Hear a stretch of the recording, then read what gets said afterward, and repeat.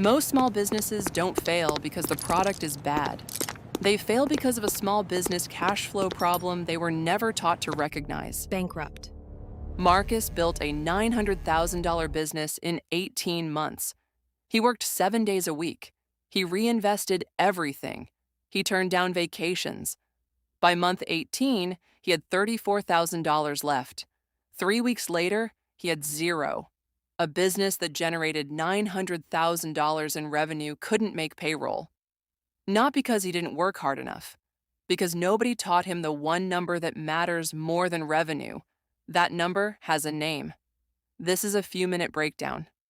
I spent years in corporate finance analyzing why businesses fail. Not failed businesses.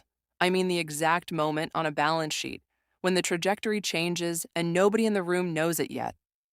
Marcus's story is not unique. I've seen it 200 times. Here's what actually happened. There is a difference between revenue and cash. Every business school graduate knows this. Every CFO lives by it. Almost no small business owner accounts for it. Not really. Not in the way that matters. Theory: revenue is money you've earned. Cash is money you can spend. Reality: you can earn $900,000 and spend nothing. Because between earning and having, there is a gap. Corporations call it working capital float. The gap is the time between when you deliver the work and when you get paid. In corporate, entire treasury departments exist to manage this gap. They negotiate payment terms. They use invoice factoring. They maintain revolving credit facilities. They track a metric called DSO, Days Sales Outstanding, as a key performance indicator on every monthly executive report. Small business owners don't know this term exists. Marcus didn't. Let's go back to the beginning. January 2022. Marcus Webb is 34 years old. He's spent 12 years in construction working for other people. He has $47,000 saved, a truck, and a contact list of homeowners who've asked him for years, "When are you starting your own thing?" He registers Webb Home Renovations LLC on a Tuesday afternoon. The balance, $47,000. His first contract arrives 6 days later. A kitchen renovation in Plano, Texas. $85,000. The client wants it done in 60 days. Marcus buys materials. $31,400. He brings in a crew. $7,200 for the first 2 weeks. He pays insurance. $4,100. The balance, $4,300. He's not worried. He's earned $85,000. He just hasn't been paid yet. The client's payment terms, net 30 after project completion. He finishes in 58 days. He invoices $85,000, and he waits. 2 weeks into waiting, his crew needs paying again. $7,200. He puts it on a credit card. The balance, negative $2,900. The check arrives 34 days after invoicing. $85,000 hits his account. The balance, $82,100. Marcus exhales. He's fine. He's more than fine. He already has 2 more contracts signed. A bathroom remodel, $42,000. A full kitchen conversion, $127,000. He needs more crew. He hires 2 additional workers, $11,000 per month combined. He buys materials for both jobs, $54,200. The balance, $16,900. He's not worried. He has $169,000 in contracted revenue coming. Month 6. This is where it gets strange. 5 active projects, $380,000 in total contracts signed year to date. He's just hired his 8th employee. He signed a warehouse lease for equipment storage, $3,800 per month. He bought a second truck, financed at $1,100 per month. He has a business credit card with a $50,000 limit. He's used $34,000 of it. Revenue year to date on paper, $380,000. Cash in the bank, $3,200. He checks the balance on a Sunday night. He doesn't sleep. Month 12. Marcus has crossed $720,000 in annual revenue. His inbox has more leads than he can handle. 3 general contractors want him as a preferred subcontractor. His crew is 14 people. Monthly payroll, $58,000. Monthly materials, $41,000. Lease, insurance, trucks, equipment, $12,000. Total monthly outgoing, $111,000. Total monthly cash collected, $68,000. The other $43,000 is sitting in net 30 invoices. Every single month, Marcus is $43,000 behind himself. He covers it with a credit card, a small business loan from September, a personal loan from his brother, month 16. Credit card, $49,800. Loan remaining, $14,000. Brother wants his $20,000 back. Month 18. Total revenue since opening, $900,431. Crew, 16 people. Active contracts on the books, $210,000. Cash in the bank, $34,000. He cannot make next Friday's payroll. He calls his accountant. She tells him what a corporate CFO would have told him on day one. Marcus, you're not losing money. You never had it. The balance, $0. Webb Home Renovations, LLC dissolves on a Tuesday afternoon, exactly 18 months after it was born. What they don't tell you.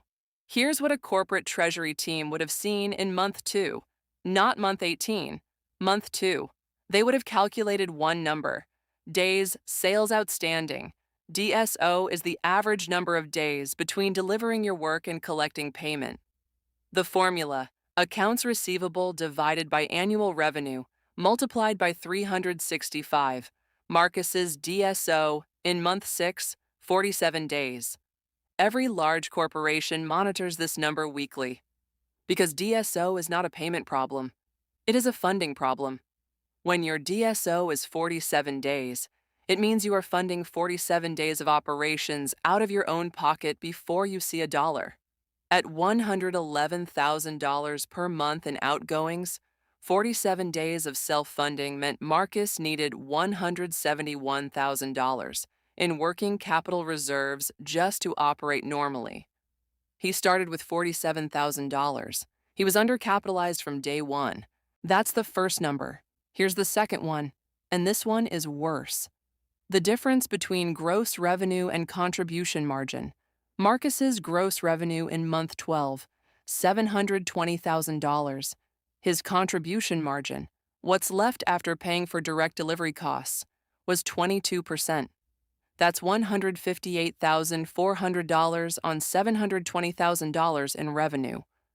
Out of that $158,400, he had to cover fixed costs, payroll overhead, lease, insurance, loan repayments. His fixed cost base, $198,000. Every month, Marcus was $39,600 in the hole. He was building a bigger machine to dig a deeper hole, and the $720,000 on the top line made it invisible. This is the working capital trap. Revenue grows. Fixed costs grow faster. Cash disappears. Corporations call the moment Marcus reached in month 18 a liquidity crisis. It has nothing to do with profitability. Marcus's business was profitable on paper. He just ran out of time. 3 things Marcus could have done differently. Not at month 18, at month 1. 1. Calculate your cash cycle before you take your first contract. If your payment terms are net 30 and your project takes 60 days, your cash cycle is 90 days. That means you need enough capital to fund 90 days of operations before you see a dollar. Calculate that number. Write it down. If you don't have it, do one of 3 things. Negotiate shorter payment terms, require a deposit up front, or take smaller contracts until you've built the reserve. Marcus's fix was simple. A 30% upfront deposit on every contract would have cut his working capital gap by 1/3. He didn't know to ask for it. Nobody told him it was normal. In corporate construction contracts, advance payments are standard. Mobilization fees, advance drawdowns. The contractor never starts without capital in hand. Marcus thought asking for a deposit would cost him the client. It wouldn't have. It would have saved the business. 2. Manage contribution margin, not revenue. Every week, calculate this. What's left after I pay for the direct cost of delivering this job? Not what's in the bank. Not the invoice amount. The margin. If you're in a services business and your contribution margin is below 30%, you have no room for error. Any delay, any cost overrun, any slow-paying client, and it's gone. Marcus was at 22%. The corporate rule: if margin is below 30%, you do not add fixed costs. You do not hire. You do not sign a lease. You fix the margin first. He added 14 employees on a 22% margin. He was paying for growth he couldn't afford to have. 3. Set a cash floor and treat it like a fixed cost. Corporations maintain a minimum cash reserve, typically 90 days of operating costs. Below that number, they raise capital. They reduce costs. They do not simply continue operating. For Marcus at month 6, 90 days of reserves would have been $333,000. He didn't have it, but knowing that number would have told him exactly when to slow down. Growth is not always the right move. Sometimes the right move is staying smaller until the math supports getting bigger. Marcus couldn't have known that on day 1 because nobody told him the math existed. If you're still employed and building toward this is the math you need to understand before you hand in your notice. Not the product, not the marketing, the cash cycle.